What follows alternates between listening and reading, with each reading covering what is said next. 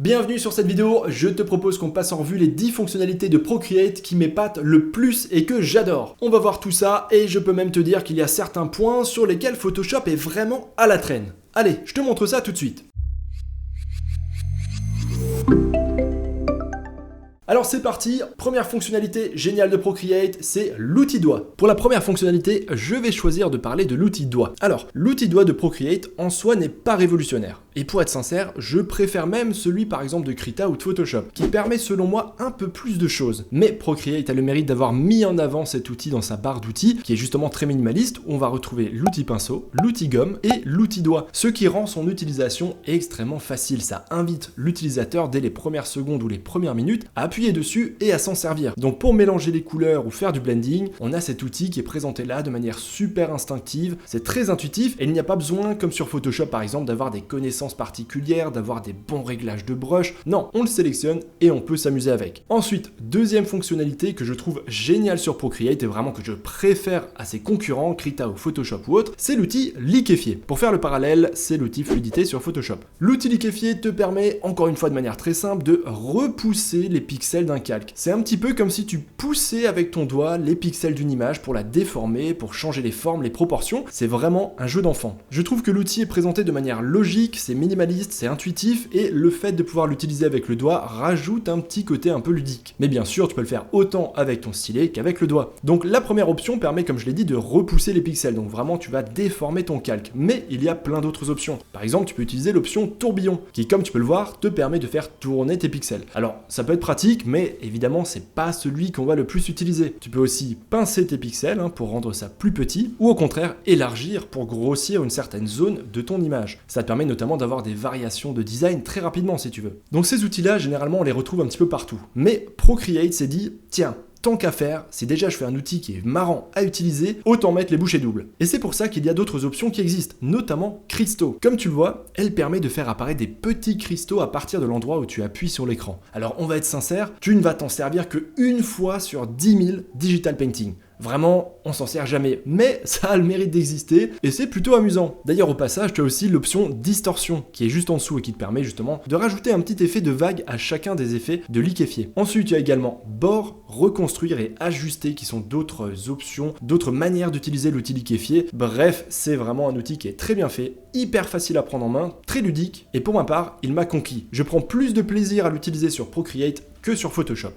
Alors, les Quick Shape, c'est un truc, une fois qu'on l'a testé sur Procreate, on se demande, mais pourquoi est-ce que les autres programmes de digital painting ne l'ont pas? Ça paraît tellement évident de l'avoir et on devient tout de suite accro à cette option. En gros, c'est très simple. Dès que tu dessines des formes, par exemple un carré ou un triangle, il suffit que tu laisses enfoncer le stylet à la fin de ton tracé pour que celui-ci transforme ce que tu as dessiné de manière parfaite. Donc, par exemple, plutôt que de faire un triangle un peu approximatif, un peu tremblotant, tu laisses appuyer et hop, comme par magie, il te corrige ta forme et il te rend le tracé parfait. Ça fonctionne pour les courbes, ça fonctionne pour les carrés, ça fonctionne pour les étoiles, ça fonctionne pour les triangles et globalement pour toutes les formes qui sont faites à partir de lignes droites. Par contre, il y a quand même quelques limitations. Par exemple, si tu veux faire des courbes complexes, par exemple des S, ou même des choses encore plus complexes, telles qu'un personnage par exemple qui serait fait à partir de courbes ou d'éléments organiques, sache que ça n'ira pas aussi loin. Dès qu'il y a des formes arrondies dans ton tracé, il va soit te faire un arc, soit une ellipse, c'est tout. Là, il faudra alors peut-être plutôt activer le lissage, ou alors passer sur un autre programme et utiliser la plume. En tout cas, les Quick Shape, c'est vraiment un de mes trucs préférés dans Procreate. Ensuite, nous avons les guides de dessin. C'est très facile à expliquer, il s'agit en fait de grilles que tu peux activer et qui vont t'aider à dessiner. Ça permet par exemple de pouvoir vérifier tes alignements tout de suite, ou alors les proportions, le placement ou l'échelle de tes éléments. Et ce que j'aime beaucoup, c'est que tu peux avoir un guide de perspective isométrique ou carrément un guide de perspective. Et là, tu peux choisir de placer toi-même tes points de fuite. Automatiquement, il va te tracer les lignes de fuite. Tu peux déplacer ainsi la ligne d'horizon, rajouter jusqu'à 3 points de fuite. Là encore, c'est facile à utiliser et c'est une aide qui est vraiment ultra pratique. Et attends, ça ne s'arrête pas là. C'est pour ça qu'on en arrive à la fonctionnalité suivante, les assistants de dessin. Lorsque tu actives cette option, tout ce que tu vas tracer sur ta tablette va suivre les lignes de ton guide de dessin. Et ça, c'est du bonheur. Donc je reprends l'exemple de la perspective, tu as placé tes points de fuite, les lignes de fuite ont été tracées automatiquement, et si tu actives l'assistant de dessin, tout ce que tu vas dessiner va maintenant suivre les lignes de fuite, comme s'il y avait un magnétisme qui était activé. Je te laisse imaginer combien ça te facilite l'étape de dessin. Et quand je parle de dessin, je parle vraiment de dessin pur, c'est-à-dire la construction des objets, de la perspective et des volumes. Je ne parle pas de l'ajout des ombres ou des couleurs, mais vraiment pour cette première étape de construction entre les quick shapes,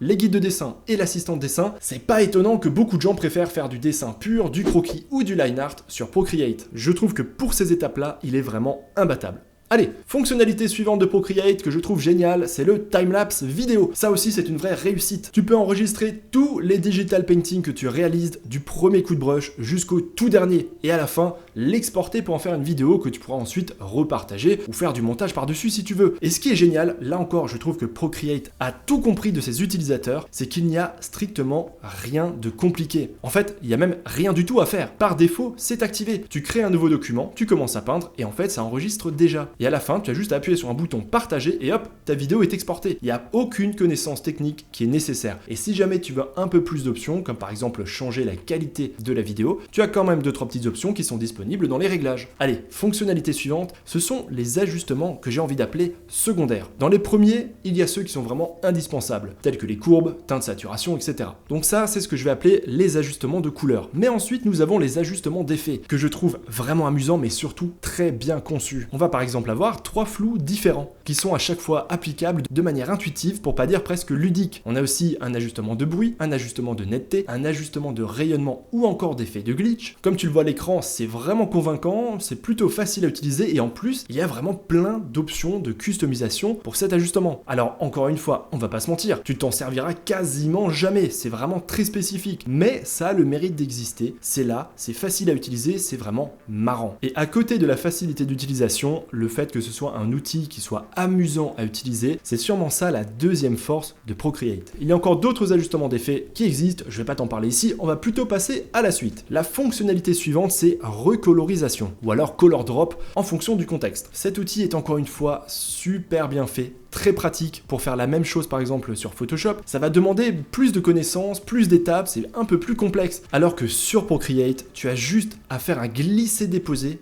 de la couleur sur ton document, là où tu veux l'appliquer. Vraiment, c'est tout. Juste un drag and drop. Et hop, ça se fait automatiquement. Alors à quoi ça sert? Ça va te permettre soit de faire du remplissage. Par exemple, si tu fais du line art, que ce soit du tatouage, de la bande dessinée ou du manga, tu peux remplir tes formes en un instant. C'est vraiment hyper pratique. Mais nous avons aussi l'option qui permet de recoloriser ce que tu as déjà peint dessus. Autrement dit, de changer les couleurs qui sont déjà présentes. Là encore, un drag and drop et c'est tout. La deuxième étape te permet ensuite, avec ton doigt ou avec le stylet, simplement de bouger vers la droite ou vers la gauche pour recoloriser plus ou moins. Là encore, je trouve que l'ergonomie tactile est très bien faite. On déplace juste son doigt et en fonction de ça, ça va changer la quantité de recolorisation. D'ailleurs, petite parenthèse, pour la majorité des ajustements que j'ai présentés juste avant, on retrouve le même principe. Lorsqu'on va vers la gauche ou vers la droite, on va augmenter ou diminuer l'effet qu'on a choisi. Allez, fonctionnalité suivante, c'est l'animation 2D. Alors, je vais être honnête, elle n'est pas très poussée. Ne t'attends pas à faire un film d'animation Ghibli avec.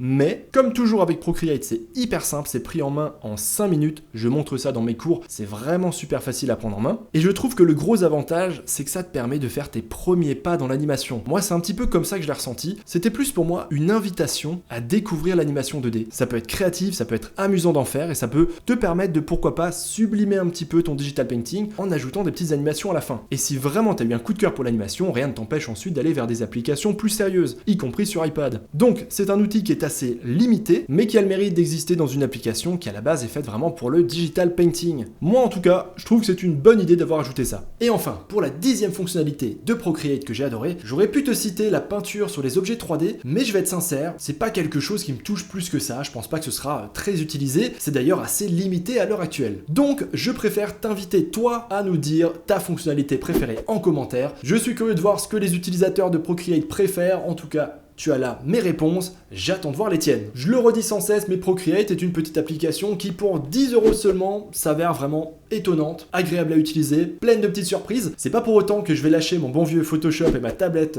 graphique classique, mais c'est un outil complémentaire qui est vraiment très sympa si jamais tu as le budget ou que tu as envie de te mettre sur iPad. Et il y avait également ma précédente vidéo, le combat de géants Photoshop versus Procreate. Si tu n'as pas vu cette vidéo, je t'invite aussi à la regarder. En tout cas, je reste sur mes petites préférences avec Photoshop, mais une fois de temps en temps, utiliser Procreate c'est un vrai plaisir, et surtout si tu cherches de la mobilité en déplacement. Si jamais ça t'a plu et que tu veux plus de vidéos de digital painting, n'hésite pas à t'abonner. Si jamais Procreate est un sujet qui t'intéresse, n'hésite pas là aussi à le faire savoir en commentaire. Rien ne m'empêcherait de faire d'autres vidéos sur le sujet dans le futur. En tout cas, toutes ces vidéos c'est comme toujours du travail, donc j'apprécie ton soutien, je te remercie et je te dis à très vite pour de futures vidéos. Ciao l'artiste! L'art digital t'intéresse? Tu as envie d'apprendre ou de progresser en digital painting ou peinture numérique en français? Je t'invite à aller sur digitalpainting.school. Tu retrouveras une communauté super sympa, des cours de qualité et un paquet de ressources gratuites. Allez, on se retrouve là-bas l'artiste.